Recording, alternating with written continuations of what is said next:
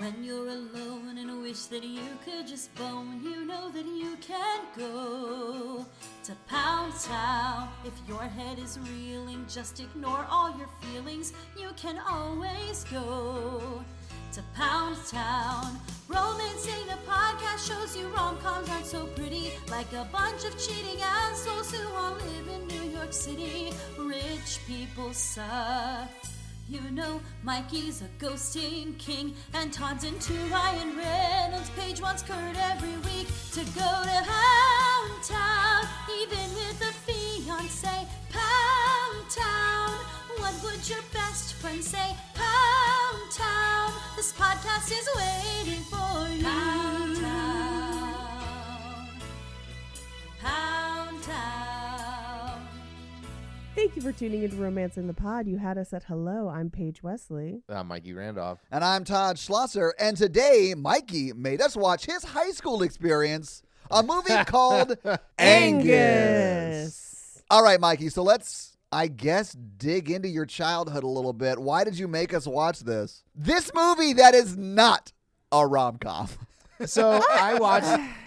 I'll argue for it. I'll allow it. I think it's fine. I mean, I'll allow it too, but the female romantic quote-unquote lead has 4 lines in the last 3 minutes of the movie, and that is it. Oh, fully, this movie does not treat her like a person until the third act, Yeah. and then it aggressively treats her like a person. Yes. And I have some thoughts on the writing of this film. They're not all bad, not all good. Go ahead, Mikey. Sure. Yeah. Mikey, tell us more about your high school experience. Oh, jeez. I think this movie speaks to me in a way few films do. I chose it because I really loved it growing up. And also it like perfectly encapsulates the 90s. Yeah, it really does. Especially like that early to mid 90s, like 94 to 96, like right in there. Yeah. Remembering in my head, I thought it was more of a romantic comedy, so I chose it because it'd be a fun. We haven't done like a high school romantic comedy in a while. True. Yeah. And there was less romantic comedy and more coming of age, and I apologize. I'm going to apologize up front. No, listen, I'm super glad you let us look into what your high school life was like in this movie. I was cooler in high school than Angus, but I did feel it because it's like, you know, I'm not like traditionally, I don't know, handsome. I don't know what the word Mikey, was. hardcore disagree with that. Well, I mean, all I kept thinking is like, why did all of my male friends live this movie? No, but I mean, like, there's not a lot of films that. Okay, so like, I was a big guy, like just I was more in shape then, but I was like, you know, I was a big guy. You could still be bullied being like a bigger guy. I even beat the shit out of people who tried to bully me, like Angus. Yeah. Like Angus, you were also a high school bully. Yeah. No, Angus is not a high school bully. I love that I said that to you last night in our Facebook group message, and you literally responded with just, "You shut the fuck up." I will throw you in a locker right now.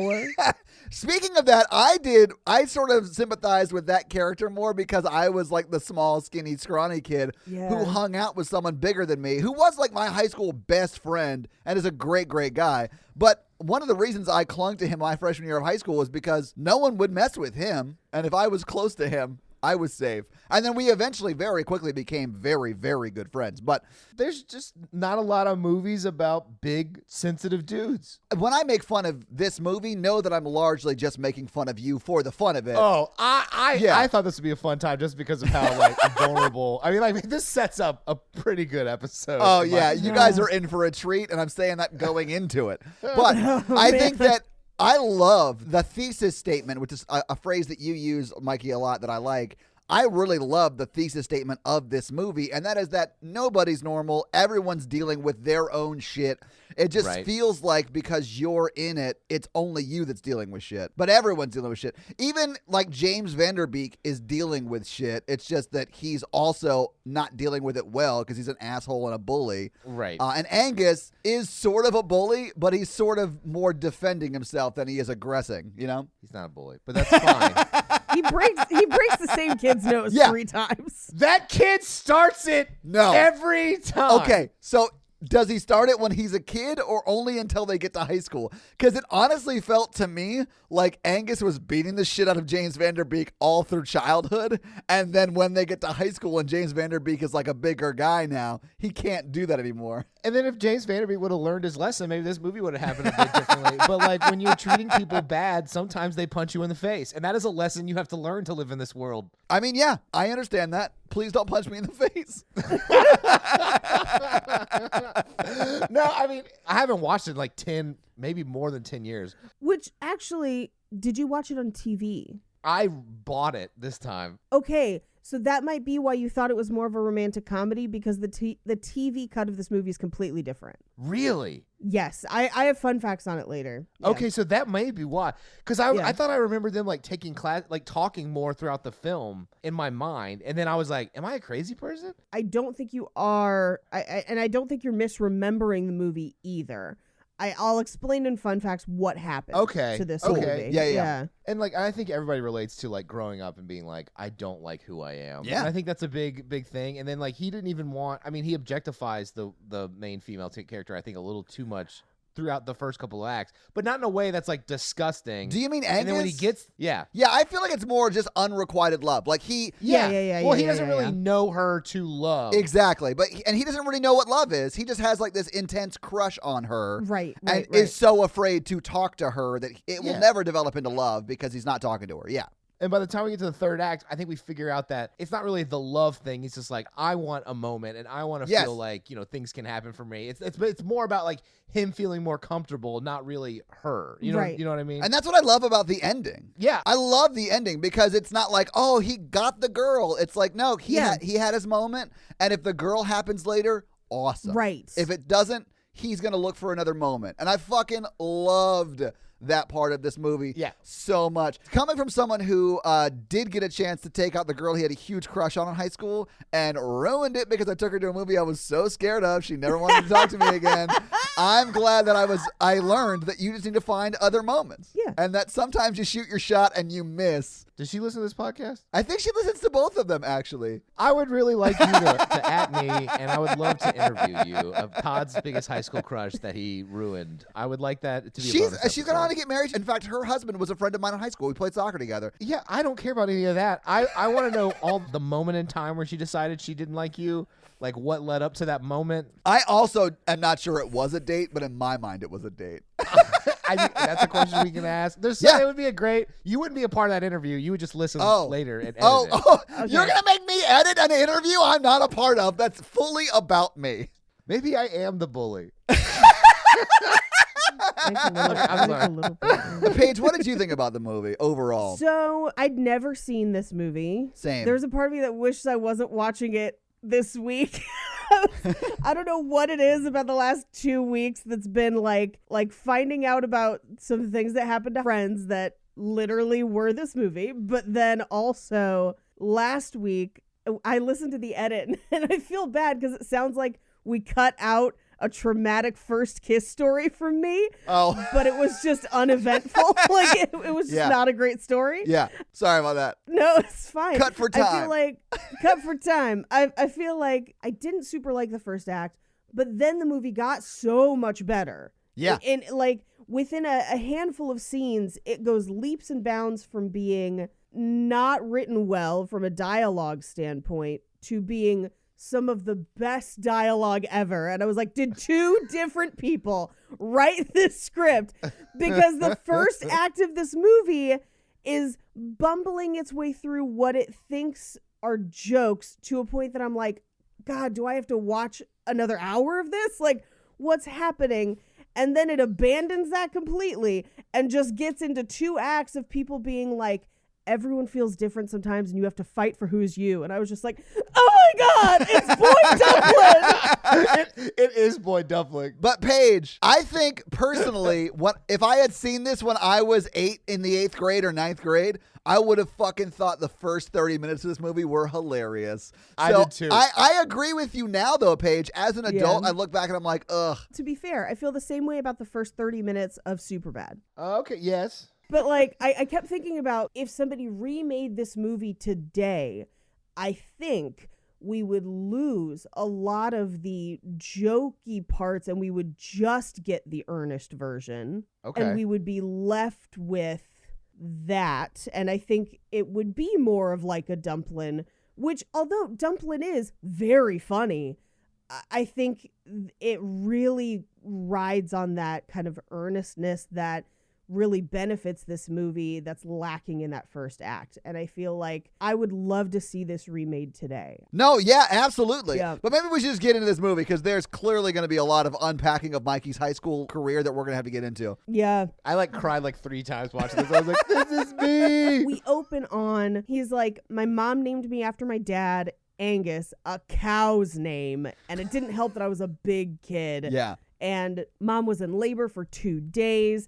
Dad had a heart attack while she was waiting to deliver, which I will talk about in fun facts. This voiceover to explain where his dad is because originally there's a dad in the movie that gets cut out. Yeah. I stumbled across a fun fact while looking for box office information, and I was pretty shocked by what I read. Here there's a couple places where the more I thought about it, I was like, oh.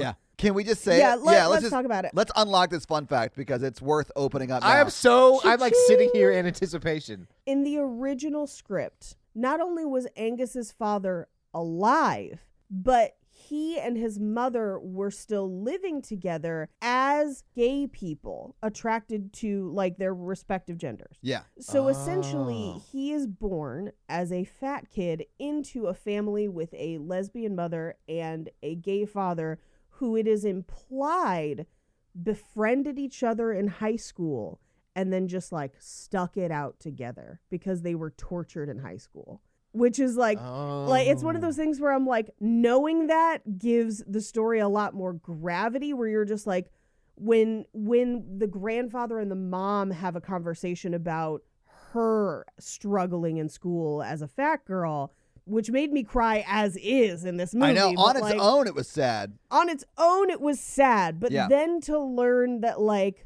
not only that, but also closeted. And that's why she has that line of, I'm tired of him having to explain his parents, which doesn't make sense in this movie as it is cut. Yeah. But does make sense in the original version. And they shot this movie, the original final cut of this movie was 3 hours long almost. I would watch that. I would not. After seeing this, I would, just to see what it was like. I That's would- true. yeah. That's true. I do kind of want to know. But they cut about 90 minutes of footage out of this movie. They cut a movie out of this movie. They cut a movie out of this movie. But when they would air it on TV, there were sections that they wanted to either for content or whatever remove. So the TV cut of this movie has sections of that 90 minutes in it that are not in the final film and weren't in the theatrical release. If you watched this on TV, I don't know fully what's in those 90 minutes. I hope there's more of the female main character who literally is not treated like a person until the last 10 minutes of the movie. Yeah. Because she doesn't speak, she has no characterization, which, the one thing I will say, it's frustrating that we don't hear from her, but then at the same time, I feel like that really lends this movie the realism of how a teenage boy thinks of a girl that he has a crush on, where it Right. Yes. doesn't even occur to him that she is a person. It does depersonalize her a lot, but I do think in watching this movie, the movie comes back around to be like, you didn't even know her. Yeah. You didn't know how she felt. Yeah. You didn't know anything about her. And now that you learn things about her, we love her so much. And I do love that the movie does that, Yeah, same. because I feel like a lot of movies at this time really lean into us versus them and like the underdogs take over, or like, you know, all the popular people are horrible and mean and it's time the underdog got their day. And instead this movie does, as we talked about a little bit in the beginning, really swing at everyone secretly thinks they're the underdog, which is phenomenal. Yeah. So as we're going through his kind of voiceover in the beginning, the kids are terrible. And it's one of those things where the people that they're running into in high school, they've known for years. Like they've all grown up together in this tiny Minnesota town. This town is like how I grew up. I played a bunch of sports. I wasn't as big as Angus. You were talking about you were heavy in high school, but also played a bunch of sports. Yeah. As I was watching this movie and all their Letterman jackets, I was like, I still have mine. I wonder if it still fits. Spoiler, it do still fit. I still have my high school band letter jacket, so... Yeah, we get it. You had a different movie than this. No, my movie was the credits of this. That's all we got. That is true. As we go through the credits of this movie, it's actually an actual high school marching band. Yeah, I could tell. I could hear how bad that drum line was based upon what they were doing with their hands. Yeah. And, I mean, these kids that we're kind of meeting are terrible. There's like a group of well-established bully children, and Angus ends up like punching the same one of them 3 different times of breaking his nose. Yeah. And we also learn about like this is how he meets his best friend, because he was charging 5 cents to see one of his cousin's pubic hairs. That's weird, right? Well, it reminded me of 16 Candles, where she's like, I can't believe I lent my panties to a geek. But they weren't related in 16 Candles. No. That's what was the weirder part. I mean, it's all weird. It's all weird. Yeah. But you know what? Pubescent adolescent boys do some weird shit. Having been one, I can confirm. But yeah, I mean, that's why I grabbed the jacket, because Angus is a sports kid, and that's kind of part of his identity in school. I lettered in volleyball and track and field. In fact, I white sweatered in track. Oh. Where you letter 4 years in a row, because I was like a champion discus thrower for a while. That's awesome. Nice. I lettered in band all 4 years, which it doesn't really count. Even in my high school that had a great high school band, we didn't really count Band's not a sport. They gave us letters and no one put them on jackets. Like, I don't think I ever saw one of my band friends with a letter jacket, right? We had like band jackets that were terrible. But I lettered in soccer my freshman and senior year. I couldn't play my sophomore and junior year because of the accident and rehabilitation. So Right. Yeah. As they get into high school, we see that basically the bully kids become the football players, and Angus is one of them, but he's not really part of their crew. I related to this because it's like I was big enough where people wouldn't like physically mess with me, or if they did, I mean, I've told some stories like this before, I would immediately just like lash out physically. yeah, because you were the bully. No. If you start it, you're the bully. If you That's don't fair, start that's it, fair. Yeah, you're yeah, not yeah, the yeah, bully. yeah. That's If fair. you start it, I'ma finish it. It's what he's saying. Don't start no shit, there won't be no shit. You know what I'm saying? But I mean, like, he's still bullied, like, emotionally, and like psychological warfare abound, which is like something that happened to me in high school. I mean, like, and, like I think it happens to everyone, because children are like the meanest people on earth. Yeah, they can be. I don't remember the first time I realized that I was fat and going to be made fun of it, but I was trying to think of it last night, and I was like, probably first grade. Like, I feel like from that point forward, I knew that that's how the world saw me. And it really kind of illustrates that in this movie too, where it's like they constantly make fun of him. Like, for his entire life, he has been the fat kid. Yeah, that's the first time he broke that kid's nose, because at a birthday party, they're like, he points at him, he's like, that kid's fat, and then everybody laughs, and then he breaks his nose, which I think is fine. Yeah. Which I think is fine. Well, something I really relate to in this movie is Angus is a very sensitive guy, a lot of heart, like talks very emotionally, things like that. And of course, the guys in the movie, you know, they call him fat for talking like that, which is something that back in the 90s, or back in the 90s, 2000s when I was in high school, definitely happened. All the time. Yeah. We just don't use that word anymore, like, because it's horribly offensive. But yeah, that was a word that people threw around like candy back in the 90s. Yeah, I never say that word. I mean, you know, especially now, you know, my brother came out, but like I got called that a lot because I was a sensitive dude. Same. I'm a sensitive dude that was in the band that loved musicals. I was called that all the time. But why are you not sensitive? I am sensitive. Here's what I will say. You're probably not sensitive because when people bully you for a long enough time, you stop feeling bad about them. And then you become a roast battle comedian. And people were like, Paige, I had no idea you were so mean. And I was like, you were too busy laughing at me for being a fat kid. But this is also the first couple scenes where we see Melissa Lefevre, who is his love interest isn't even the right word. Crush, infatuation. And she is dating the meanest of that bully group of kids, which will, as they get into high school, turn out to be young James Vanderbeek. And as we get into high school, we kind of open on their football game where we kind of see all the bullies. Then we see Angus. And then we see Troy, who, by the way, that character plays himself for like 2 out of the 3 flashbacks, to the point where when they get to high school and he looks the same. I'm like, why is a child in high school? This is a child. This is not a teenager. And I know they're trying to make him be like the little teenager. Yeah, he just hasn't hit puberty yet. Yeah. Yes. Yeah, the guy who hasn't developed. And it does establish that it's freshman year. Dude, when you're seeing him in his football pads, he's like an Hysterical. owl. They're like 80% feathers and like 10% body, and the other 10% I can't do math. But like he looks so tiny next to Angus, also in football pads. I laughed out loud when I saw that. For a hot second, I was like, oh, the Shermanator is so tiny.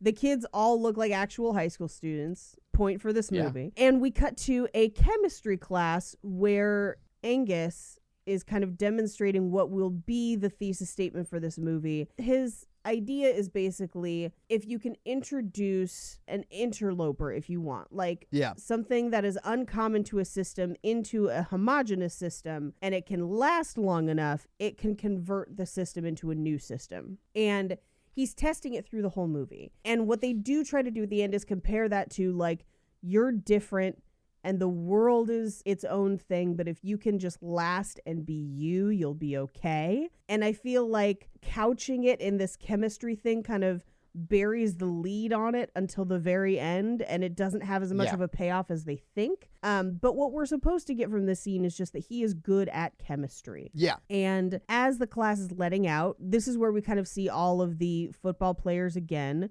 which I guess we kind of blew through it because we were talking about trauma. During the football game the night before, he tackled somebody, which caused them to drop the ball, and then James Vanderbeek ran it in for a touchdown, and no one really recognizes that like his tackle was instrumental to that happening. No, but the person who scores the touchdown's gonna get the recognition, right? Like that's just the way it is. The crowd's gonna lose their shit for the person who got it done, not the person who got it started. Yeah, no, I agree. And he does seem to take like some offense to that, which I was just like, that's just football, dude. You're a tackle. That's your job. Yep. As the other football players are leaving class, we see A, that it's James Vanderbeek, but also B, that it's that guy from Entourage. Yeah, it's E from Entourage. Yeah. And he looks the same. Same height, same looks, same everything. He looks conservatively 37 in this movie. And he's just smaller. He's just a smaller version of exactly what adult him looks like later, which is wild. Yeah. When I saw him, I knew immediately. I wasn't like, oh, that looks like a young E from Entourage. I was like, no, that's E. I know that guy. This is how he looks fully 20 years later when he's in Entourage. Yeah. Same jacket, too, except then in Entourage, it's going to be a fashion statement jacket. Anyway, as they're leaving class, the teacher pulls Angus aside and is basically like, hey, the principal wants to see you. Yeah. So he goes to the principal's office and finds out that his application to a local science magnet has been accepted. And he just has to do a science project and basically have an interview with them so that he can go to that school. It's like a prestigious science magnet school or whatever. Yeah. And I really like that the principal of the school in this movie seems to actually know him. Yeah. It seems like the principal has a dedicated interest in him and knows who he is and what he does at the school. And he actually says to him, like, hey, if you don't go, then I won't have to worry about us losing our best JV tackle. So he's the one that's like, I saw what you did last night. Yeah. I feel like every interaction with that principal is really kind of sweet. I think it's great, yeah. That they really play it as like he wants the best for Angus and understands that he's being bullied, but is trying to like get him through high school. Like the horrible roiling sea of sadness that is high school. So I really like him. We cut home to Angus's house where he's arm wrestling his mother, Kathy Bates, who is great in this movie. At one point, she's giving like a speech at the end, and I just wrote in my notes, how did she get all the good lines? I do love her in this. She's great. She is great. We find out that she's a truck driver and her CB handle is Bruiser. I love her. Yeah. I love her instantly. She's so great. And he tells her that he's got the interview for Jefferson, and she freaks out. She's so happy. And I feel like in teen movies, parents are often aloof or absent a lot of the time because they're not the point of the story. Yeah. And this movie really involves her, but as a loving, caring mother, where they have a great relationship. She understands a lot of what he's going through.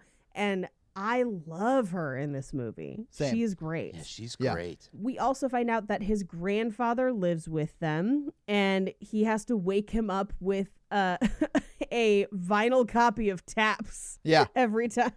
So he wakes his grandfather up. They all sit down to dinner. And at dinner, it's not immediately clear what they're talking about, but we kind of figure it out as it goes along. We find out that his grandfather's getting married to a woman 30 years younger than him, and he's like 73. So she's supposed to be like 43? I guess. But they're planning this whole wedding that's going to happen at the house. Yeah. And there's kind of this just like, why are you even doing this? And I do think that this is a subplot that is not handled well in the first act, but is handled so well at the end of the second act that like, I wish we got to spend more time with the woman that he is going to marry. Yes. And I wonder if that's in the 90 minutes that's cut. That's what I bet that subplot's been cut out a lot. Because at this point, we don't really understand it. We don't see her around. She's not with the family. So, like, everyone seems to be kind of suspicious of her and just be like, why are you doing this? And the grandfather, throughout the movie and starting in the scene, is just kind of like,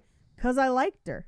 And she was nice and we got along. And so have your moments in life. Screw everybody. Like, I'm marrying her. Yeah, I love the grandpa's philosophy. Me too. It's just like, fuck them, do your own thing. Yeah. So we cut to lunchtime at school the next day, and Troy is just like mainlining some nasal spray. Do you think it's because his parents do a lot of coke and he's just trying to emulate what they're doing, and they use a lot of nasal spray? So no. I got the impression that he's just that kid. He's the kid with all the food allergies. Yeah. The kid that didn't quite develop right. The kid that is sick all the time. Like, sure. He's that kid. But so as he's snorting nasal spray, he just turns to Angus and just says, I'm swallowing snot. It doesn't taste that gross. And Angus is just like, why is this my friend? And also, why do I sweat so much? And this is the first time we get the introduction of them trying to win Green Day tickets online. Well, not online, on the radio page. That's true, on the radio. Which was online for the day. So, for the day. I mean, Dookie had just come out in 94. This movie came out in 95. Yeah, this was included because production on this took a long time because of all the stuff that got cut out and the changes and everything.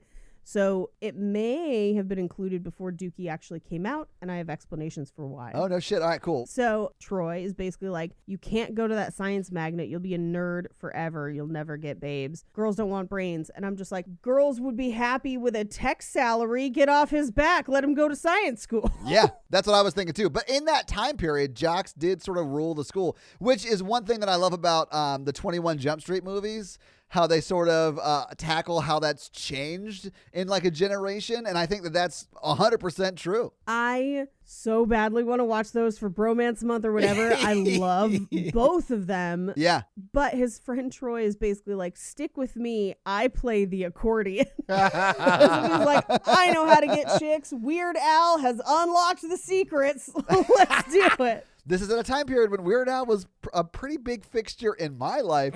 I mean, here's the thing. Playing the accordion is actually very, very difficult to do. So is calculus, but that never helped anyone get laid either. Okay, I've known a handful of accordion players, and I went to high have you, school- Paige? Paige has I got a have. type. Oh, yeah. They got good fingers. No. And Paige, you just proved my point by the way you reacted to my joke. Thank you. You fell for my trap. I went to high school with a kid who played accordion. Oh, yeah? And he was just drowning in Yeah, it? was he popular? No, He was drowning from the swirlies. he was my height, give or take. I didn't realize you went to school with Eve from Entourage. Basically. So they walk into school and people are passing out flyers for the winter dance. And Troy is like, wouldn't it be funny if we went to the dance? And for a hot second, I was like, is he in love with Angus? Because that's a weird turn for this movie to take, and I'm here for it. I also love that the girl handing out flyers just puts one in his mouth. Just like, I thought it was hilarious too. Yeah. And we find out that his mom is making him go to the dance, which is, oh, poor giant-eared child. So they're walking down the hall, and James Vanderbeek basically backhand compliments him on the tackle from the night before. Yeah. And picks a fight, essentially. And Angus tries to tackle him. And the principal is basically just like, hey, save your temper for the field, because if I suspend you, you won't get into that magnet school, and I want the best for you. Yeah. And the main girl, Melissa Lefevre, sees this whole thing happening. And the one thing I actually really like that this movie does is that, like, we see her witnessing a lot of this stuff, but we don't know her actual thoughts. We hear people speak for her throughout the movie. And then at the end, we really get a much better idea of how she has felt this entire time. And I think the way that the movie displays how she feels at the end really, really, really is in line with reality, where it's this idea of, like, people are not constantly talking about you. People are not constantly hating you. People don't constantly think about what a loser you are. You're just thinking that they do. Yeah. And that's kind of something he, I think, has to learn in this movie. But this is one of those scenes where she walks by, and at the time, as a viewer, because you don't know her, you're kind of like, why is she okay with this? Like, why is she not intervening? Does she think it's funny? Like, what's going on? And she just kind of walks through and then walks away. And we just get that shot of her, and that's it. Yeah. So we cut to the park where his grandfather's playing chess and is basically like, can you talk to her once before I die, please? Which, by the way, spoiler, does not happen. No, it does not. This scene is essentially repeated twice in this movie, with very little changes between the two, where he and the grandfather basically have this discussion of, like, I'm not popular. She would never care about a guy like me. I can't do it. And the grandfather, with the wisdom of age, is just like, fuck everybody. You don't know what she's thinking. Just do your shit. Be you. She might like it. You never know. You just got to talk to her. Shoot your shot. Which is, like, perfect advice. But it does establish the grandfather's relationship with the guy he plays chess with, which I think is kind of poignant later. But this scene happens again 15 minutes later, almost identically. I think the only difference is the grandpa gets, like, angrier. A little bit, but not enough. I feel like the much more powerful pep talk is the one that he gets the day of the wedding. So we cut to school the next day, and there's like a pep rally for the winter ball, and it's school spirit day, and he's the only one not in blue because he just is so wrapped up in his day-to-day survival, it didn't even occur to him that it was spirit day. Exactly, Paige. Anyway, there's a weird section in this rally where there's a girl dressed as a recycling bin. And she has, like, I'm a recycling bin and I need love. I need trash. And then Troy is like, I'm getting a boner. And I think it only exists because she kind of comes back at the end. Barely. But yeah, it's such a weird moment, though. Anyway, at this rally, they're going to announce king and queen for freshman winter ball. Yeah. This is also where we find out that Rick is class president. Yeah. And the theme for winter ball is courage. And I was like, that's a terrible theme. Give me some Under the Sea or something. What is courage themed? What color balloons do I buy for courage? And I think that's supposed to be... Well, it's in theme with the movie. It's like the whole Superman talk he has with his granddad. Yeah. It's a metaphor for the movie. It's just a real terrible dance theme. So he announces that Melissa Lefevre will be the queen. And then the vice president gets to announce the king. And it is Angus. And this is one of the few times that this veers into Better Off Dead territory, where everyone just, like, the movie stops and everyone just, like, head on a swivel. Yeah. Angus and Troy were like, not Rick, not Rick. Like, we don't care who it is. We just don't want it to be him. And then it's Angus, and now it's a whole different ball game. Yeah. I love that he's wearing the red shirt. And he's like, no one will know. No one will see me. Oh, no. Everyone sees me and they think I work at Target. What do I do? So his friend runs out and pulls the fire alarm. Which was so sweet. It's very sweet. I thought that was so awesome. And I do like that Angus immediately knows it's a joke. He is in on it the whole time. He's like, no one would vote for me. This is rigged. He did it to mess with me. I loved it because it wasn't like he went to the prom expecting great things to happen or like whatever. He knew, and I know it's not prom, but he knew it was a setup from jump. And I like that because it's not like Carrie in the sense that But this movie sets itself up almost identically to Carrie.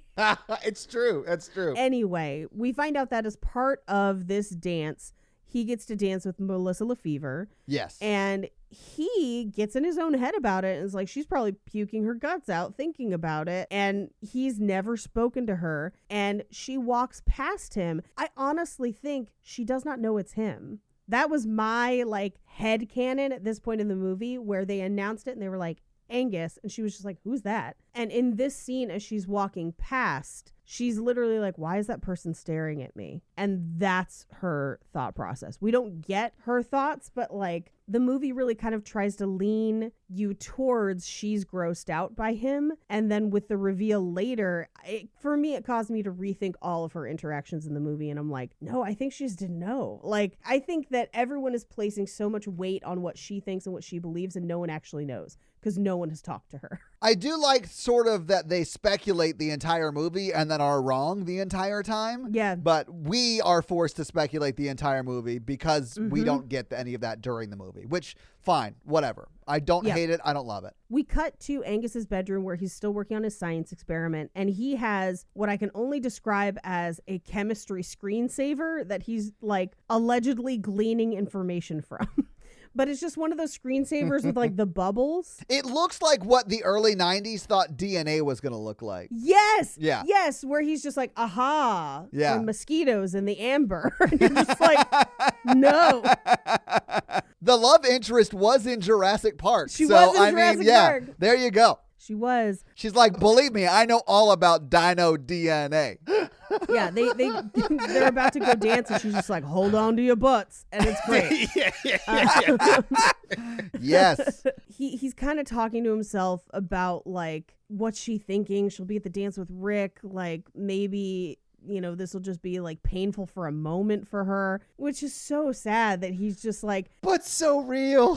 So real. This idea of well, I'm wrecking her night, but it'll only be for a couple minutes. And then he has something that not to compare this to Better Off Dead again, but he has 8x10 photos of her. That is weird, right? I did not like that at all. Yeah. It's a thing in Better Off Dead and 16 Candles, if I remember correctly, that this happens as well. It's a movie thing. It's one of those things that is acceptable in movies that is way creepy in real life. Yeah, because I'm like, how and where did he get this photo? Yeah. Well, then also it doesn't even match with his character. He's not that obsessive. He obviously has a huge crush on her. Right. But that's not all he lives, eats, and breathes. He's a well-rounded, I'm doing a lot of science. I'm doing this. Yeah. He's not even pursuing her. And it's not like he follows her around. Some of those movies, they go very stalkerish. I think for him, she inhabits a place in his brain like a celebrity crush. Yeah. It's so unattainable. You're just from afar, you're just oh my goodness, wouldn't it be great if The Witcher was real? And he's just on the sidelines of it. And then just going on with his day-to-day life because he's well, it's never going to happen. So I'm just kind of from afar. Right. Yeah. And this is one piece where you're just this is odd. We cut to he and Troy are looking at us a slideshow of pictures of her. Also weird. With a laser pointer. Pointing out her stomach muscles and thighs, which it's too far away from the end of the movie for us to realize what's happening. Yeah. But I really kind of wish this was closer to the end so we have more context on it and it's a little jumbled. But that comes into play later in a very sad way.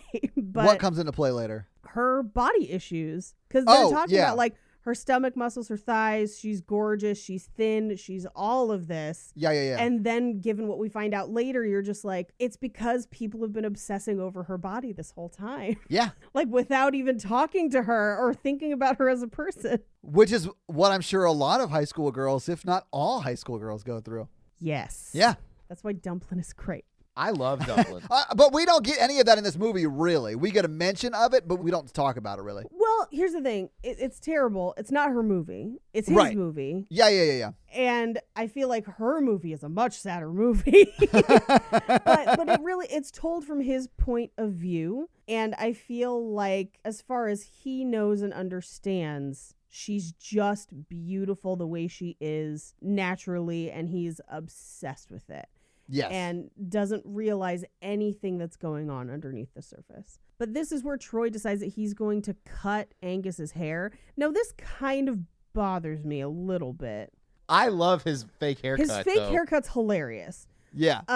My problem is, through the rest of the movie, he seems to be able to easily go between having the fake haircut and his normal haircut indiscriminately. Well, I mean, his fake haircut is just a stylized version of the hair he has. But he has scissors, so he would have cut it, which means it would have been different. But yes, I do not think that he cut his hair. Angus has a terrible haircut. I mean, every version of hair they put on this kid is bad. it's so terrible. Like, he really did need a haircut. Like, his fake helmet gelled hair to me looks better than his normal haircut. Yes. Yeah. No, I agree with you, Mikey, because it gets it off his face. Yeah. Angus's haircut is bad the whole time. It's bad in this movie. It's bad in the photo I showed you guys earlier. It's just bad. It's not a good look for anybody. Right. It makes his face look more rounded. Yeah. If he squared it up a bit, I think it would have been fine. Yeah. And that is part of a thing that I think happens a lot in female-driven movies about body image that this movie doesn't really do. And for me, it's a thing that's missing, where think about Hairspray or Dumplin'. At some point in those types of stories where we're dealing with a fat girl, someone comes along and is just like, hey, you're not that skinny prom queen girl, and that's okay, because you've got a lot to work with on your own, and that's what we're going to work with. We're going to make you the best looking version of you and still have it be you. Right. And it's this like recognition almost of just like, you don't have to be somebody else. You is good enough. Just self-care and take care of you. Embrace what is you. And we don't super get this until the very, very end, and there's no one really to guide Angus through it once we get to it. So that is something I do wish was in this movie. While we're talking about hair, can I show you my hair? Yes. Oh,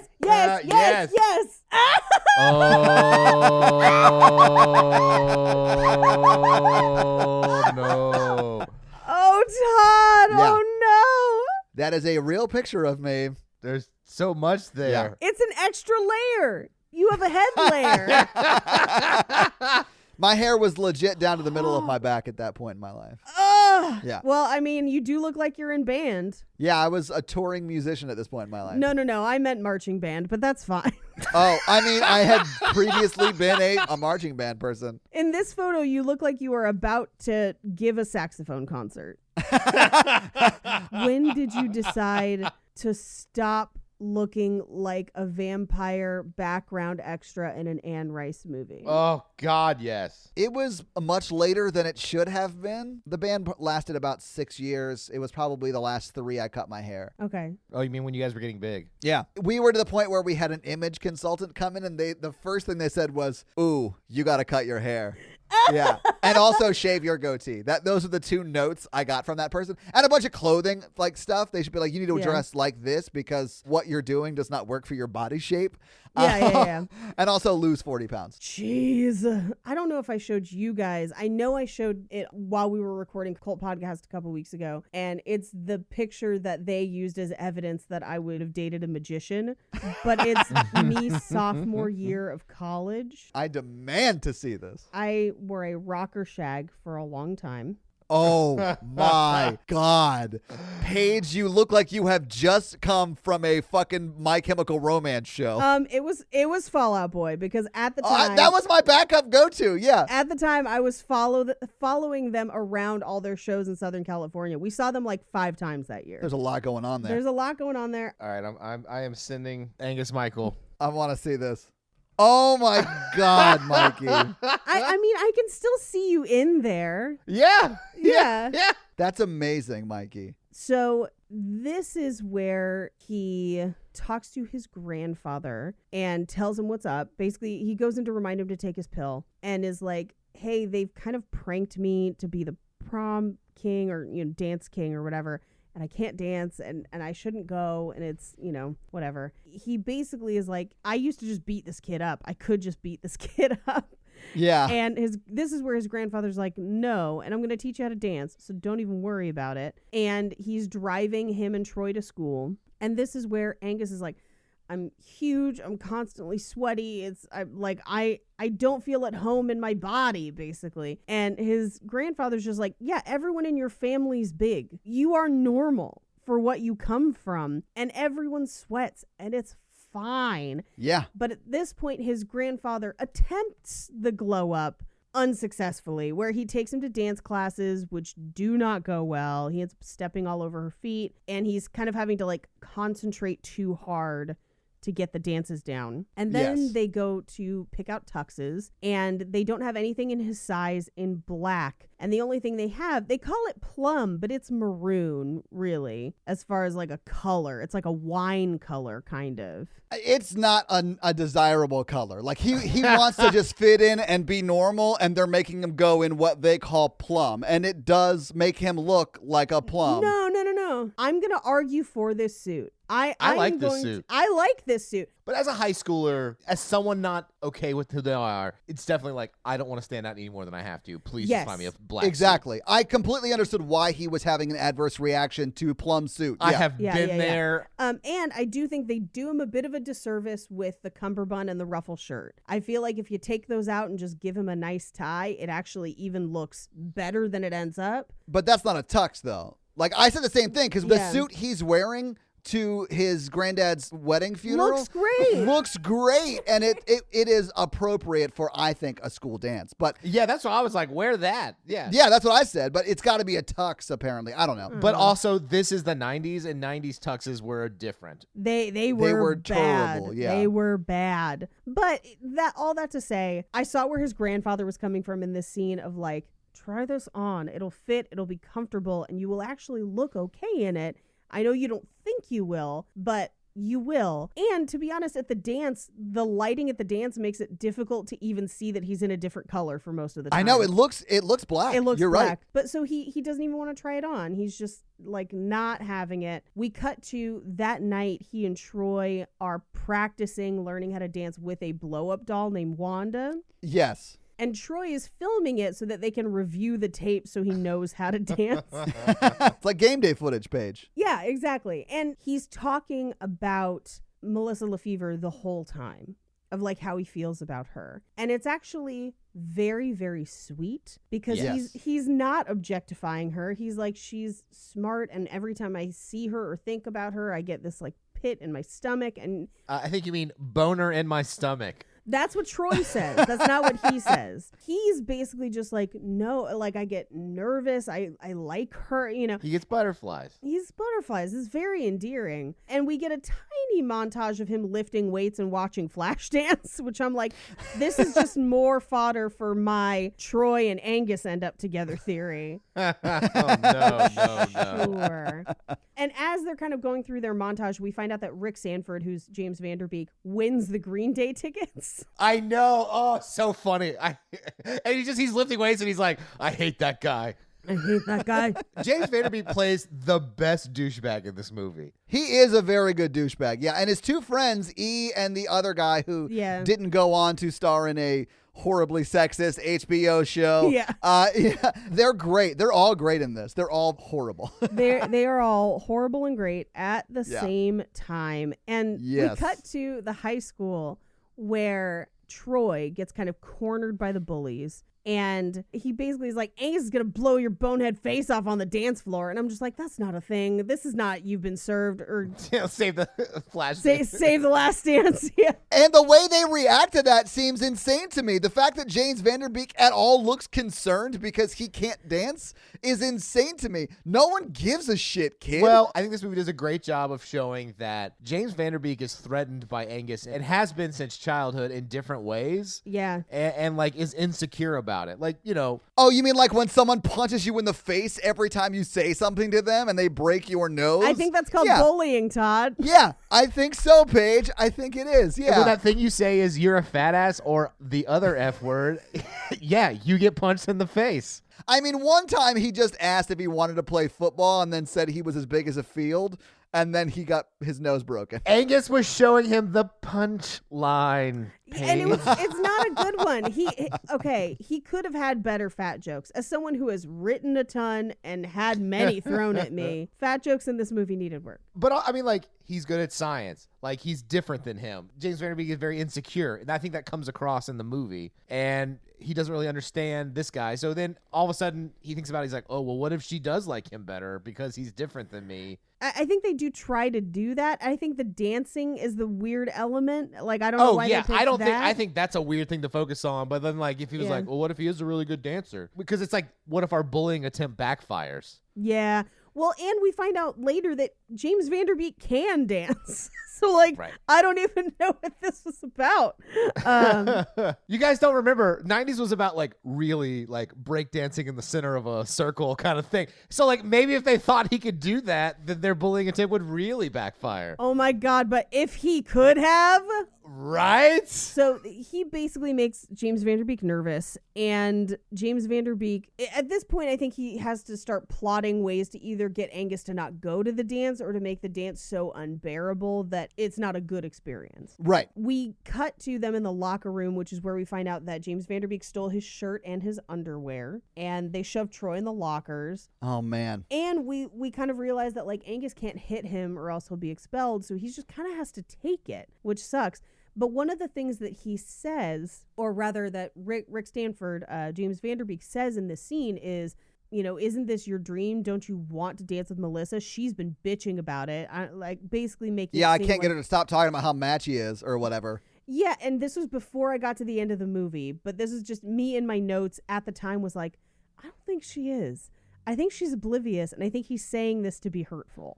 Oh, yeah. I mean, yes. Which we find out is clearly what happened. Yeah. So Angus lets it go, and he's basically just going to go to class without underwear. And he comes out after school, and they've run his underwear up the flagpole. Oh, man. I sort of love this scene because, like, they're hiding. They're like, oh, my God, oh, my God, oh, my God. And then, like, in their minds, it becomes like this huge thing. Yes. Oh my God, it was so This can still happen to you. This has happened to me. Wait, someone took your underwear and ran it up the flagpole?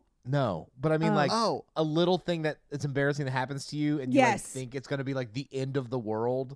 Oh, yeah. I love that every time they cut back to the underwear, it's bigger. Yes. Even subtly so. I think that's very effective of just like... Such a good gag. Yeah. By the time they get it down off the flagpole, it's like the size of a fitted sheet. It's so funny. It's huge. Massive. And like the wind is picking up. It's insane. It is crazy. And then, of course, the love interest walks by and it hits her right in the face because the whole thing is like, will she notice or won't she notice, right? Right. And she doesn't notice because she's sort of in her own world doing her own thing. You know, being a high school girl, it's got to be difficult. So she's like walking through and like just not paying attention. And then they're like, oh, thank God she didn't notice. And then someone calls her name. She turns around and it hits her right in the face. Yes. Oh, my God. The fucking 13-year-old in me laughed my ass off at that. I loved it. Okay, speaking of underwear and high school stories. Oh, yeah, let's talk about it, Mike. Let's dig into it. I'm going to tell you about, looking back, the most obvious time people were flirting with me, and I was, like, completely oblivious. Okay. It's after football practice. I'm waiting for my mom to pick me up because I am a freshman. Yes, sure. There's a group of JV cheerleaders around me, and they all are like talking to me, and then they start talking about like their thongs and like what color their thongs are. And then they were like talking about like me and stuff. And then I was like, well, y'all have a good day. And then like I walked off, and I was like, looking back, I'm like, they were probably flirting, or one or two of them were definitely flirting. Because that was Where did you go to school? Victoria's Secret? Spearmint Rhino? Like, what's happening? It was very odd and sexual. And then I was, of course, like, time to go play Command and Conquer. And Google what is a thong. Right. No. Modern day Michael would have joined in and been like, mine's purple. But you know, like, I mean, the Cisco song was The Cisco song was very big at the time. the Cisco Oh, that's song right. was out at the time. So everyone knew what thongs were, and that was the underwear of choice, even though it was super uncomfortable at the time. Looking back, I was the only guy there. They kept trying to include me in the conversation, and they talked about very intimate things, and I was like, I'm an idiot. Yeah, you are just cold stuff. Or they thought you were gay. Oh, It could go either way. it could go either way. I know it's one of those things I look back and I was like, man, high school would have been way different if I had any sort of insight at all at the time. Yeah. Dude, adulthood would be different.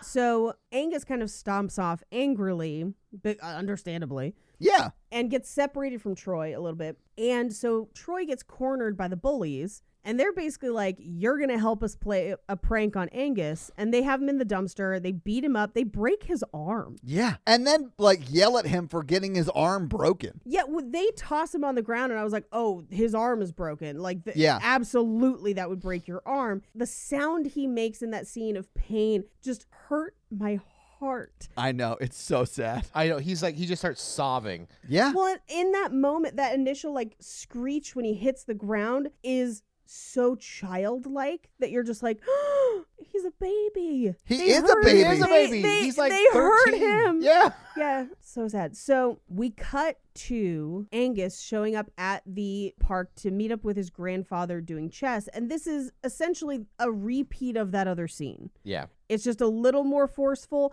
but we don't tread any new ground here, really. We cut back to Angus's bedroom where he's playing with science juice and tubes, but his experiment isn't working. Well, and he's never gotten his experiment to work because it's not supposed to until it's supposed to. Right, exactly. And his mom is calling for him to come down to dinner. He's not listening. But this is where his mom and his grandfather kind of have not necessarily an argument as much as a discussion about like what they think he needs to do. Yeah. Oh, is this like the big talk that was like, Yes. This is where I sobbed. Yes. Same. So I had to pause the movie, cry, and then restart the movie. Because essentially we get his grandfather saying what he's been saying this whole time of just like, he just needs to put himself out there. Like, he's fine. Like, you know, whatever. Yeah. And then we get Kathy Bates being like, hey, he doesn't tell you all the horrible shit they do to him. Yeah. And she just lists out things, some of which we have not seen in this movie. They may be in that 90 minutes, or it doesn't really matter because within this world, she's saying them, so they happened. Yeah. But she basically gives this whole speech of like, he's fighting every day to not hate life. Like, yeah. let him have a break, basically. And then the grandfather turns around and is just like, so were you, and you turned out good. I was just like, oh, God, no. I know. We all did. We turned out fine. Ugh. No, but you're right. It's such a touching scene, and you have like two amazing actors just So nailing their good. craft Oh, here. yeah. It's so good. Yeah. It's really, really good. And the movie isn't super clear on whether or not he overhears that conversation. It seems like he might have. I didn't get the impression that he did, although I think it would have been nice had he heard it. Well, But because it cuts to him in his bedroom and he's kind of paused as if he's been listening. oh, And then gets the doll out to practice more. And his mom walks Dancing. in on him. Practice dancing. Dancing. yeah. Sorry. Let's be clear. I just Oh, want to make sure. yeah, Yeah. yeah. To be clear, dancing. And Kathy Bates walks in on him. I love how she handles it. Well, he accidentally pops the doll, which is my favorite because it's just like deflating in the background. But for me, the speech between the grandfather and Kathy Bates is when this movie gets great. Yes. Where like it's been going along fine, and then that speech, I was like, it's beautiful. So like, Well, it like transcends from like teen movie to like, oh, this is a good film. It's like a coming of age tale. Yeah, at that point. Right. It was this scene, and then when the grandfather explains why Superman is the worst superhero ever. I love that Those scene. two scenes are so good, but we'll get to it. Yeah. I was gonna say hold out till we get there because I want to talk Yeah. about that one. Yeah, I love time. that scene. So we find out also in the scene that his interview for Jefferson is the same day as the dance. Yeah. And even though the interview is at 3, so he's got plenty of time to get ready, and then she basically tempts him with ice cream to come downstairs. Would work, though. That would work on me now. Yeah, same. So we get like a little cut to Troy, and we don't fully see what he did, but we have to assume that he gave the bullies the tape. Yeah, clearly Angus he did. Dancing, yeah. I like the way this is shot too, which is like a super nerd cinematography thing, but like because they want to show you it without telling you it, so they have him like backlit at dusk Silhouetted, by the yeah. sun, and they're like on the bleachers all the way up at the top, and you see Troy's like small little figure walk up to the 3 bullies, Yep. and then give him the camcorder. Oh, I thought it was great. So we cut to the very next day, which is the wedding at the house. Oh, And first we meet April, yeah, the fiance. the fiance, and Angus is basically running her through like, here's when Grandpa needs to take his pills, because that's kind of been Angus's responsibility this whole time. He's kind of handing it off. And I would just like to say that I am obsessed with April's wedding dress. I knew you were gonna say that. If I had to have another wedding dress, like if I had to get married again, I would take a picture of this dress to the guy that made my last dress and just be like, make me this in my size. That's it. Like, I just want this dress. Yeah. I love it. It looks amazing on her. We cut to Grandpa's room where Angus goes in to talk to his grandpa, and his suit is lavender, and I love it. Yeah. Because it's fully him just being like, I look good in it, so I don't give a shit. Screw him. Fuck everybody. Yeah. This was like my philosophy in high school too. Like I shot my shot more than I had any right to shoot. And I was shot down all the time. It was the hair. I just gotta tell you, it was the hair. Do you want to see a picture of me in high school? We saw your prom photo with the tails. Okay, so you did see it. Yeah, I saw that one. So, but yes, the girl I took to prom was gorgeous. She's awesome. Like it was. I'm surprised, Todd, because I didn't know that people wanted the butler from Scary Movie 2 to take them to prom. I've never seen that movie, but I can only imagine how bad that is. So thank you so much, you asshat. That's okay, because if it had been in college, given the photos that we saw earlier, it would be Riff Raff from Rocky Horror taking people. That home is a from me. compliment. That is a compliment, and I will take it to the grave. Thank you. Back in this movie. So he comes to talk to his grandfather, and he's basically like, hey, I'm sorry I was a jerk at the park the other day. I'm glad you're marrying April. I think she really loves you. Yeah. And that has kind of been the debate in this movie of they're like, does she really love him? Like, what's happening? I mean, she's a 40-year-old woman marrying a 70-year-old man. Like, the thought of she wants his life insurance money does, like, enter your mind naturally, I That's think. like looking at my future. Although I don't I don't think that's the case in April's life. I do think she actually loves him. But We'll get to it in a scene or two because I really like what they do with her. That's why I wish there too. was more of her in this movie. But so this is where Grandpa gives him the speech of like, Superman's not brave. He's smart and handsome and he's indestructible, but you can't be brave if you're indestructible. Right. And people who are different and vulnerable still go out and live their lives every day, and that is brave. And you're just like, oh my God. I love this scene so much. I do too. Yeah. It's George C. Scott kills it in this scene, and by Yes. it I mean him, because he dies in this scene. He But dies he's in the amazing. scene. It is just such an ingenious way to explain vulnerability to like teenagers. Yeah. Yeah. Yes. And like Angus, I think, gets it in the scene where he's just like, I understand. And he's kind of like explaining like, well, maybe I have a chance. Maybe I should fight for it. I don't know. And as he's doing it, he turns and it seems like Grandpa's fallen asleep. And the second I saw that Grandpa was asleep, I was like, oh no, this is Tommy Boy all over again. Oh no, he has died on the day of his wedding. Yeah. And then he plays taps and it plays for too long. And I was just like, oh no. Dude, the scene where his mom's downstairs and she looks over and sees Angus on the stairs, fully man boy weeping. I lost it. I was crying making me so cry hard. right now. I know. It is so sad. This and the guy who plays Angus nails it in this movie. He is so good. Oh, his face in that scene. Oh. He's so good. And Paige, what you're doing right now was me in that scene. I was watching this right before we went to dinner for my birthday. And I was openly crying. Yeah. Oh. So like it was an emotional night. Oh God, the only thing sadder than his face on those stairs is the next scene where, I can't. Can you do it? He slow walks to the park, and the granddad's chess partner, who literally has no lines in this movie, but crushes his acting in this movie. Like, he walks over, and you have to know that his granddad's chess partner knows his granddad's passed away. So they have gone to the park to honor his granddad this way. It's so sad. I'm going to cry.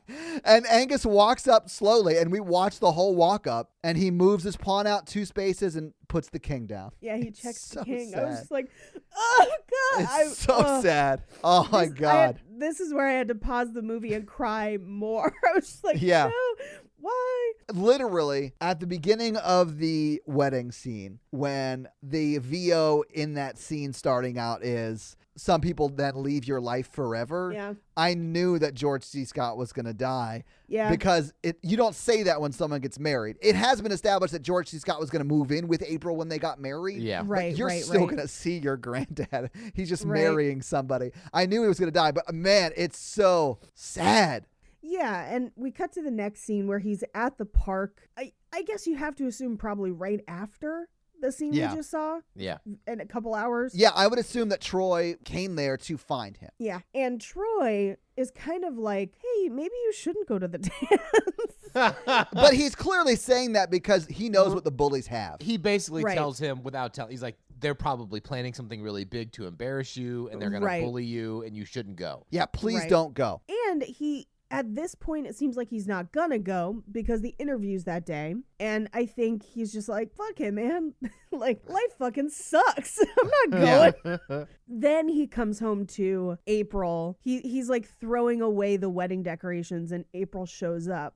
Yeah, this is so sweet. Well, and this is the point, I think, where the movie really establishes she did love him. You mean the granddad? Yeah, absolutely. Yeah. And it really, it's reinforcing that what the granddad was saying the whole time of just like, you don't know if people are going to love you. You have to shoot your shot. Yeah. And she did. So there you go. But I'm not going to make it through this thing. What is going on, Paige? It's really sad, Mikey. Yeah. I'm sorry. I'm so happy that you guys love this movie. It's making me. I am happy that you guys are having such a reaction to this, which I guess I should be sadder. But I was like, man, this movie is very dear to my heart, and I was like, I'm going to share this, and I felt very vulnerable sharing it because I was like, the parallels are just Uncanny. Yeah. Yeah, you're broken. You're not crying at this. No, I straight up cried 3 times watching it. Yeah. Well, she drops off the suit, Mm-hmm. which we didn't know, but the grandfather purchased and clearly had like planned that Superman speech because it says on the box, Yeah. do not open if Superman, basically. Like, Yeah, you can only open this if you're going to be vulnerable. And brave. Yeah. Yeah. It's so good.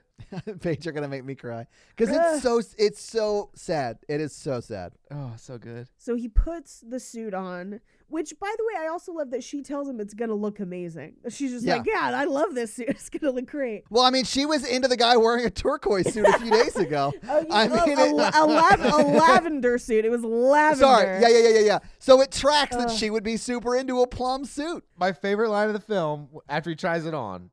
I look like Moby Grape. Yes. And Kathy Bates is helping him get ready, and he's gonna go to the dance. And at this point, I was like, well, what happened to his interview? Like, why haven't we seen that? And then the interview, Because it's dark outside, right? Yeah, I was thinking yeah. the same thing. It's dark outside. Like, the interview was supposed to be at 3. Did they just skip the interview was what I was thinking. And then this very odd looking man shows up and is sort of a dick. Yeah, well, and it is the interviewer, and he's just like, yeah, sorry, traffic, but this is gonna take a few hours. And it's basically implied that Angus is gonna miss the dance. Yeah. So they ask about his science experiment, and he's like, you're looking at it where he is going to be the interloper in a cohesive system of basically just like. But it's also showing the science experiment's petri dish Yeah, from background. earlier Yeah. where he put the foreign object in it. Right. And you start to see it actually change the system it's in. The red food dye and the blue food dye. I mean, yeah. But I do love that Angus at this point is literally out of fucks to give. Yeah. And he knows the future he wants is on the line. But he is like, listen, school's a hellish nightmare. My father figure and granddad just died, and Right. you're going to show up late and be an asshole? Fuck you. Let's have a conversation that is real. And I love it so much. Did anyone else get hardcore Thing vibes from those Petri dishes? Just because he is dropping red into Yeah, absolutely. But what he says as he gets up to leave to go to the dance is just, there is no normal. Yeah. And they're like, where are you going? And he just says, to mutate, which is a very strange thing to say. But within the context of the story, it makes so much sense of him being perfect like, sense. I think that everyone else probably feels equally as shitty. Yeah. Which is like the big secret that humanity Yeah. has, you know? Like when you're growing up, you don't know that. It's just like Right. everyone is just as weird and anxious and overthinking. And Yeah. everyone hates themselves just as much as you do. Yes. But at that point in your life, you're so self-centered. And I don't mean that like in a bad way. I mean, like you're just so self-focused that you don't realize that. Well, you're you not literally experienced, don't. and then people don't talk like that, especially Exactly. until they're older. And then they pay someone to talk to someone like that. Yeah, because it really Yeah. is. Like, if you were more vulnerable with your friends and they were more vulnerable with you in high school, I think you would have had these epiphanies much Yes. earlier on in life. And I'm saying that Yes. as someone who wasn't vulnerable enough in high school. Like, I'm part of the problem in that. But, like, I feel Yeah. like once you have enough friends that you're very open with, or go to therapy, which is another great option, you don't really have this sort of self-awareness that he sort of has here in this moment. Yeah. I think Yeah. that's coming of age stories from like Yeah. Catcher in the Rye to Angus. It's just like people are scared. They think they're all alone. They think that no one understands them. It's because they have a hard time being actually vulnerable. And that's a whole part of the coming of age story, because usually they are more vulnerable as they go through the film or the movie. or And the book. either you become more vulnerable and become like a great, nice person or whatever, or you kill John Lennon. So, I mean, it could go either way. Get out of my brain. Paige, I love you so much right now. I was waiting I was like, oh, is he going to do it? Damn it. Yeah. But Paige, I knew I had to start talking first or you were going to beat me to the punch. Oh. Oh. I came into this episode wanting to be vulnerable. I'm going to do it. Said the one who was laughing while we were crying. I'm glad you're the only one who hasn't cried, asshole. Well, you guys have once again stolen my movie and my moment, and then now it's all about y'all. Oh my God. So he gets to the dance, and Troy is like, what are you doing here? Because he knows what's going to happen. Yeah. And Angus is like, I'm the entertainment. So at this point, he's just like, I get it. Yeah, this captures the moment where a bigger, sensitive guy develops a really sharp sense of humor. It's when he breaks inside. Yeah. This is why I'm not crying. And this is how you make a Mikey. Yeah. This is how you make someone who has a roast battle title in Japan. I really want someone to take the artwork for Making a Murderer and change it to Making a Mikey and then just have a picture of Mikey's face on it. Make that and post it in the Facebook group immediately, please. Oh my God. Anyway, Troy is just like, hey, they are planning something. He doesn't say I'm sorry ever, which is kind of a bummer, but he's just like, they're doing it. Please don't go in there. And Angus says something amazing, which is just, screw him. I want my moment. And I was just like, yes. So, but then, and they tell you, they're like, screw you. Do you want to walk in together? Which I thought was very sweet and pretty funny. So Natalie actually brought up their relationship. She was like, they're so mean to each other. Like, No, they're just boys. yeah. Yeah. And I was like, that's actually pretty accurate to how I was with my friends. Like, we would be super mean to each other, knowing that we fully loved each other. Like, it wasn't. Right, it's like sort of how right. Mikey and I are to each other now. Yeah, like well- it's just sort of the way guys relate to each other. I would say it's even past guys, it's people who are either guys or felt like they were outcasts relate to each other. Yeah. Anyway, they go into the dance. Troy goes to the bathroom. Angus he's going to go to the hors d'oeuvres, but on the way he runs into James Vanderbeek, who is a consummate douche and is basically like, oh, here's my girlfriend. Give her a chance to compare. See what it's like to have quality over quantity, which is a brilliantly written line by the screenwriter. I'm like, there's no way a high school kid is that brutal. He probably beat up Troy until Troy gave him that line. Because Troy knows enough about Angus to know how to hurt him. Like, that's why I think that they honed in on Troy. Yeah. And I do love how this film is like, the physical threat isn't there, which is different than a lot of bullying films. Yes. But then, like, Angus is like, I have to hold back so I don't get suspended, which is like his whole internal conflict, because he's like, all I want to do is just beat the shit out of him. And I could. I could kill you. I could kill you. Mikey having yelled that in his own head to someone before. So, Mikey, who was your James Vanderbeek? Let's name them publicly on the podcast. Oh, was that kid who like shook me while I peed? Remember I told that story where I like that's right. What's his name and home address? So they have to go behind the stage to get ready for their entrance. Yeah. And she just kind of walks past him. But I love her dress too. Yeah. I was here for her prom dress, which is very different from most. I loved it. So he's struggling to open the corsage box. Yeah. And he's just kind of fumbling. He finally gets it out. We're glancing over like the sweating when nervous thing, which is like a total me move. No. That's right after this. It's as he's trying to help put the corsage on her. Yes. Yeah. That she says, I sweat when I get nervous.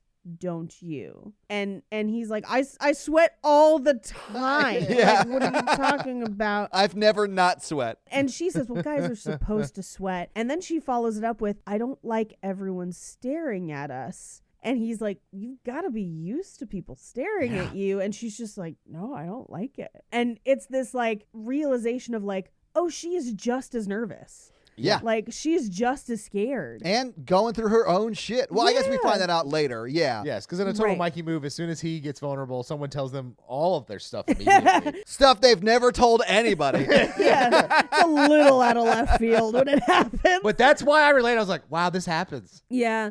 So they start their entrance and the tape of him dancing with the balloon plays. Which is embarrassing. But even more embarrassing is it's him talking about the girl. Yes, but in a very sweet way. And I do think she hears that and internalizes that. Yes. Yeah, I think so too. But not before the bucket of pig's blood falls and then he kills everyone with his mind. He's just like mind murdering everybody. No, but the video stands out because he is talking about her in a very kind way and not necessarily an objectifying way. And even when Troy kind of interjects on the video to objectify her, he kind of shuts him down. Yeah, he shuts his own friend down to be like, no, she's like a real person. She has, yeah. And then I'm assuming he locks the doors with his mind and sets everyone on fire. But before that, she runs out of the gym and James Vanderbeek tries to follow her. And the principal comes in clutch and is like, no, you don't have in and out privileges. And he's like, well, she just went out. And then Angus goes out after her. And the principal's like, yeah, they're the king and queen. So I'm going to make an exception for them. They can go in and out all night. But poor Angus thinks that she ran out because she's embarrassed of him. Yeah, because that's what he's building up in his own mind. And he ruined her night by being himself and all. Yeah. I really relate to this movie because I had such a huge problem with vulnerability for such a long time. Which is ironic coming from a therapist. But it took me until I was like 30 to like really start dating people and doing relationships and being vulnerable because it's just so scary. And I have felt that since I was this age, and it is something I have struggled with and continue to struggle with. And I think that's why I love this movie so much. Yeah. Well, and so he gets out to her in the car where she's crying. Or just like in the parking lot. In the parking lot. Yeah. He's apologizing and she's like, not you didn't do anything, it's him, that's so cruel. And I was just like, it's my boyfriend who is terrible. Like, I was just like, yes, like she gets it. And then she says, do you ever get tired of who you are? Which is like, I loved his response. Yeah, and do you know who you're talking to? He's like, yes, But then this is where she says, and this is actually another really fun line that I like, where she says, do you want to know something about me? And he just says, I'd like to know anything about you. Yeah. Because he fully doesn't, and no one does. And I think all of her actions this night so far, he's like, I'm confused as hell. Like, what? Yeah. Tell me everything. Yeah. But this is where we find out that she is bulimic. Yeah. Which is super dark. Yes.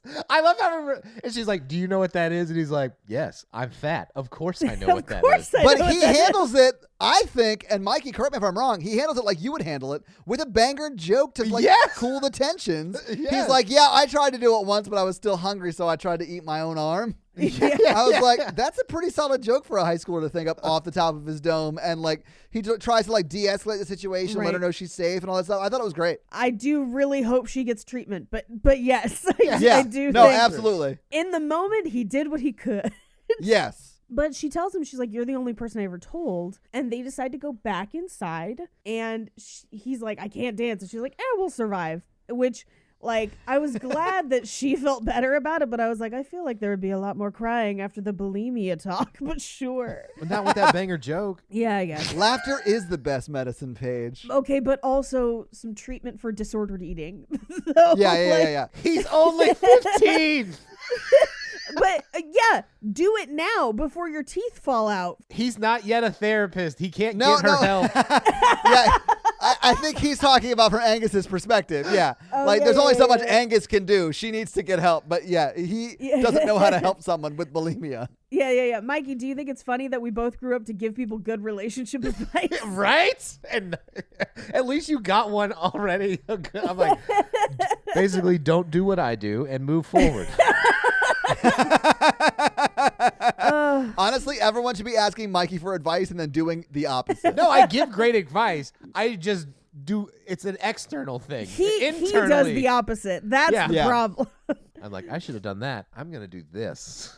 Yeah. Anyway, they go back inside. She picked a slow song for them to dance to. He steps on her foot, but she kind of guides him through the dance and tells him, like, don't concentrate, just have fun. And he kind of gets the hang of it. Yeah. And she puts her head on his shoulder. It's very sweet. And then Troy from the sidelines is just like, don't fart, Angus. And I was just like, that is a thing to worry about, sure. And the song ends, and the rest of the dance seems to resume as normal. And James Vanderbeek tries to drag her away and starts a fight and basically says, it's high time I broke your nose for once, and punches Angus.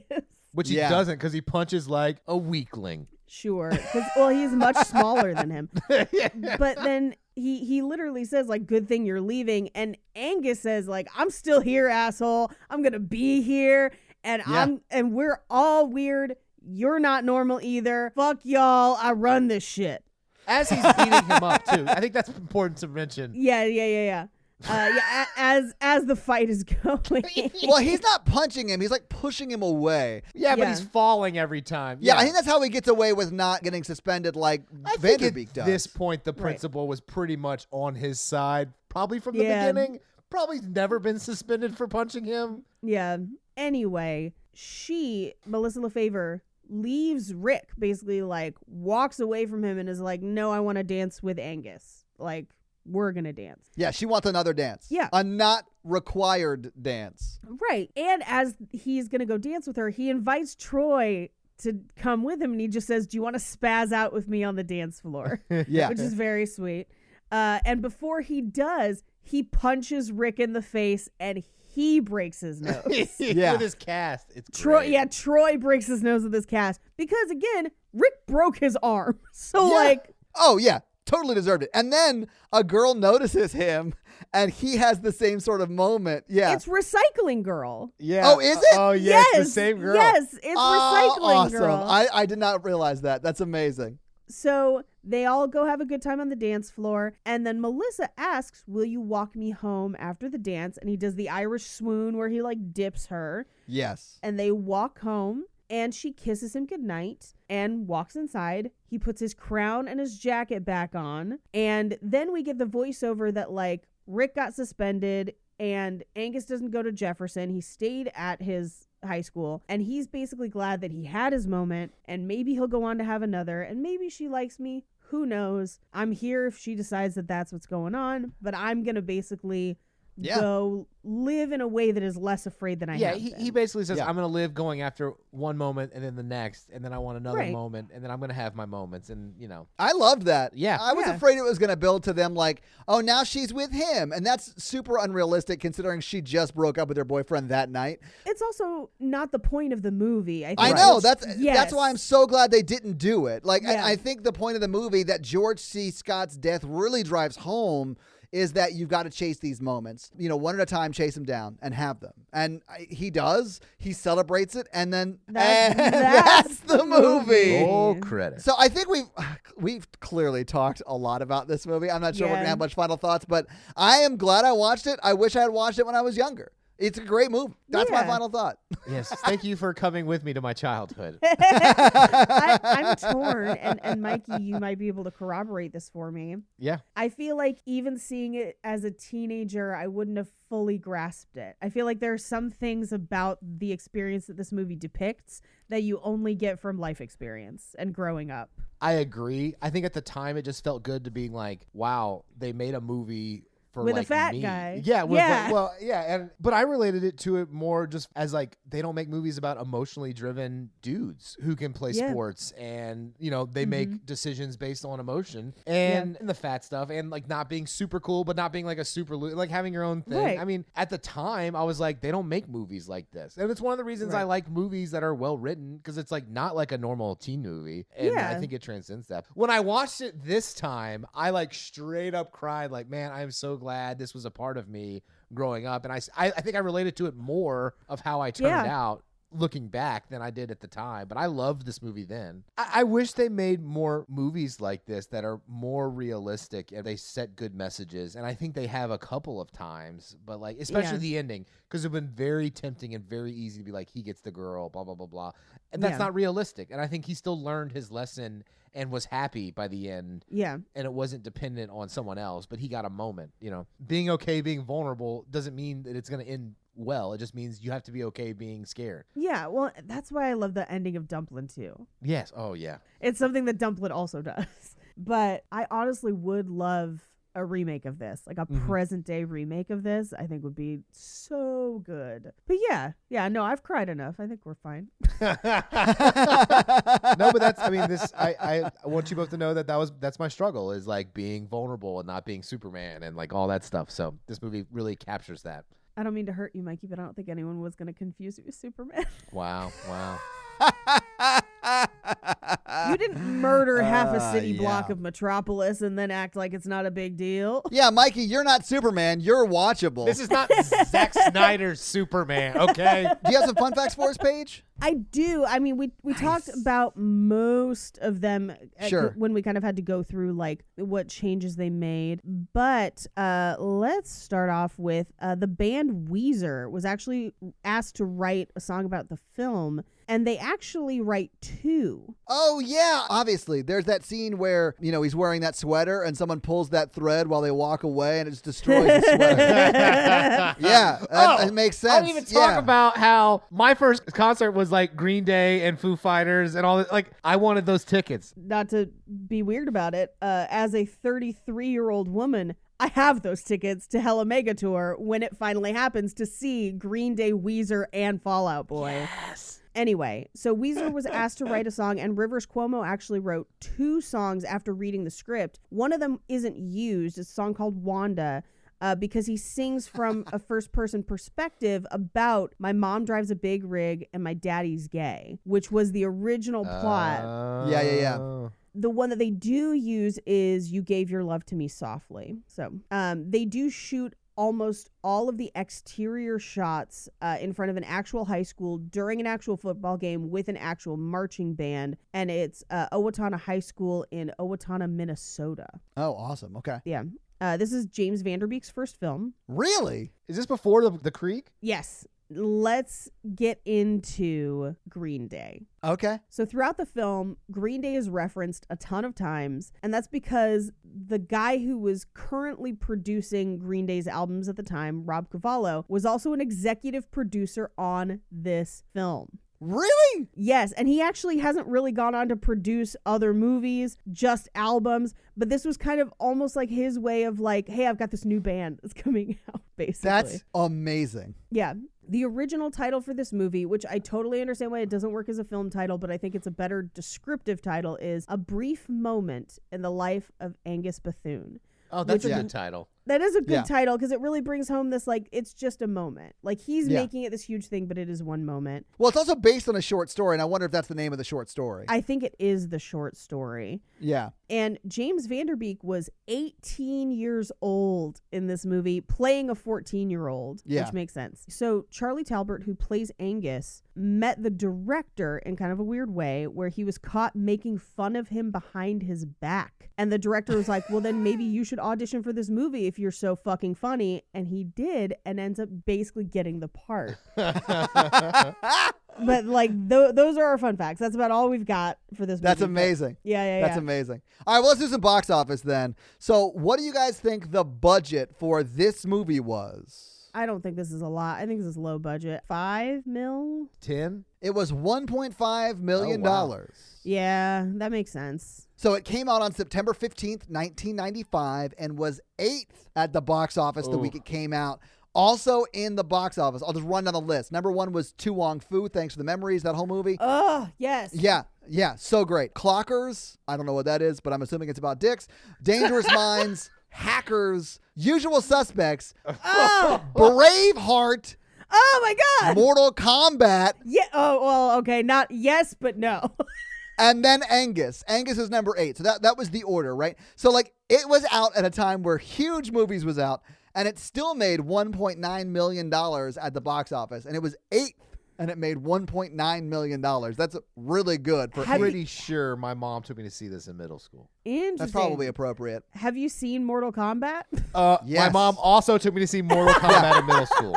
I saw Mortal Kombat this weekend in the theater, and it still holds Definitely up, there Paige. opening weekend for Mortal Kombat. Yeah, absolutely. It's still the best video game movie, except for maybe Sonic the Hedgehog that just came out No. this year. What? No. No. This is a hot take. I really like the Prince of Persia movie. I was going to go Lara Croft Tomb Raider with Angelina Jolie. No, terrible. You got to watch the Sonic the Hedgehog right now. I haven't watched Sonic, and I really want to because that was my game of choice before You've now. got to. You've just got to. And I love Ben Schwartz, so I'm in. No, but Mortal Kombat's better. Wait, do you just like Sonic because he got too many damn teeth in his mouth? No. That James Marsden. He liked the first version of Sonic before they changed it back. Where he's got like old people dentures? Oh, no. Yeah. That movie is so ridiculous. You just go in expecting this movie to be like so terrible. And honestly, my close personal friend James Marsden is in it, so I really should see it. Close Yeah. personal friend. Friend of the pod. We hung out that time. We ran into each other at the Nashville airport, and he was super nice to me for no reason. He's so nice. Well, he's no Ryan Gosling, so that's why The Notebook is the way it is. Yeah, a movie that glorifies murder-suicide. So, what do you think Angus went on to make Oh, not much. 5 million? in 1995? Yeah, probably like 5 million. But with a budget of 1.5 and it made 1.9 its first weekend, that's pretty good. That's a win. Yeah. I would say somewhere between 5 and 10 million, maybe. Yeah, so it made 4.8. So $4.8 million, which is Okay. respectable. It's not awesome. It wasn't a hit, but It's also it did fine. 1995. Oh, yeah. you If you know? adjust for inflation, that's a little over $10 million. So, yeah. I think for the type of movie this is, it's kind of a small, quieter movie. I think that's respectable, I would say. I think it's great. Yeah. Yeah. But that is your box office. Do you guys think they're still together? No, and No. I don't think that's the point. Exactly. I don't Yeah. think that's the point. I just have to ask. Yeah, I think maybe they stayed friends. Well, who knows? Yes. I don't. Yeah. I think it's very unlikely because it's high school. But Yeah. So the one thing that I think was glaring was there's no way that Angus could afford that house as a high school student. So, I didn't look up like any money fun facts because I was like, they're children. yeah, you don't need to. Yeah. I just thought that was funny. So this week, Mikey made us watch Angus, and honestly, Mikey, thank you so much. This movie was thank you, an experience for all of us. I think we became closer friends as a result of it, and I Yes. appreciate it. Thank you. But next week, I won't be giving us the same opportunity because this movie was brought up last night, and I was like, we do need to do that movie because I haven't seen it, or at least don't remember it. The movie is 13 going on 30. Oh, I was thinking about this the other day. I was like, we I are do love eventually this going to movie. have to do 13. I've only seen it once, and I remembered not super liking it. So I'm Really? Yeah, well, I'm curious on a rewatch if I will. Because I feel like that's what's happened a couple times in this movie where there was something I was like, yeah, I don't really like this. And then on a rewatch, I was like, oh, I like this a lot better than I thought. We call those redemption watches in the Facebook group Yeah. for the show. And I love that. But Mikey, Natalie, and I talked about this movie last night, and I looked it up when I got home, and it has one of my favorite people in it, Mark Judy Ruffalo? Greer. Oh, no, Judy Well, and Greer. Mark Okay. Ruffalo, but I love Judy Greer. Like, as Judy just Greer in has general. her own like starring romantic comedy movies we could watch. I mean, all right, we'll do those too. But we were Eventually, just yeah. talking about this last night, and it made me think about it. So your homework this week is to get Mountain Dew Code Red drunk and watch 13 going on 30. But once you're 30, have a glass of wine. And if you're Mark Ruffalo, be the nerd Hulk with the sweater. That's my favorite kind. To the surprise of no one. And grow some scruff. Yeah. Yeah, absolutely. Yeah. If he was just wearing plaid during that whole Hulk scene. Here for it. Here for it. Yo, she is into a lumber Hulk. Yeah. I'm here for the existing hipster Hulk that we got in the last movie. So yeah, Lumber Hulk, please. All right, Mikey, do you have a review for us to read? No, I forgot. I don't know how you don't know this happens every time we record anything. You always forget to do it. But while you look it up, let me explain how they can have their review read on the podcast, and that is to leave us a 5-star text review. You're going to get punched in the nose. So, Mikey, once you're done punching me in the nose, whose review are you going to read? I'm going to do, it's pronounced Leela. Like Futurama? Leeloo. Oh, like Lulu Dallas Multipass? Like Lulu Dallas Multipass? Yeah, that's what it seems to be. She says, oh, thank God. I'm on my third tour of Cult Podcasts, and it's getting to where I can quote all the episodes by rote.